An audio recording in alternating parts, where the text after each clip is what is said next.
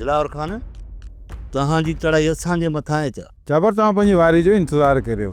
जंहिं ॾींहुं असांखे सोट चाकर ऑर्डर ॾिनो न उन ॾींहुं तव्हांखे तव्हां गीले खणी ईंदासीं। दिलावर खान असांखे वठी हलण लाइ तव्हांजे रेस चाकर खान खे अचिणो पवंदो।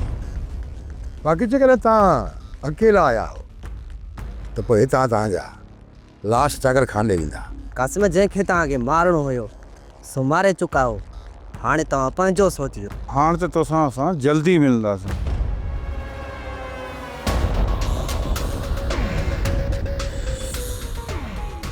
अदा मां त सम्झां थो हिननि जी चढ़ाई रुंडे मथां आहे। हाणे ॾिसणो इहो आहे त रुंडे खे बचाइण लाइ इहो शेर जी मुराद हुनजे विच में अचनि था या न, या हुनजे बगलनि मां इन रुंडे खे गीले वठी था वञनि। हे ॻोठ रेस चाकर खान जो आहे। रेस चाकर खान वॾी ताक़त आहे। मूंखे नथो लॻे त इहो शेर ऐं काणो छा हुन सां विढ़ंदा। ॿई लकड़ी जेकॾहिं चाकर खान सां टकर नथा खाइनि ॿई ॼणा त पोइ रुंडे जे कफ़न ऐं दफ़न जो बंदोबस्तु करे छॾनि। इधर ही वक़्तु आहे सभिनी दुश्मननि खे ख़तमु करण जो।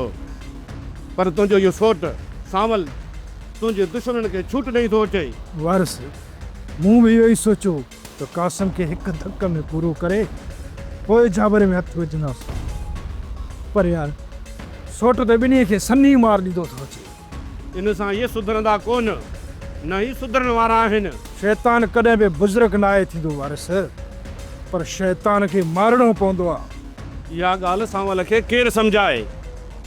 जेकॾहिं इहा ॻाल्हि सोट खे सम्झ में नथी अचे त असां ई कासिम ऐं जाबर खे कंदासीं पूरो।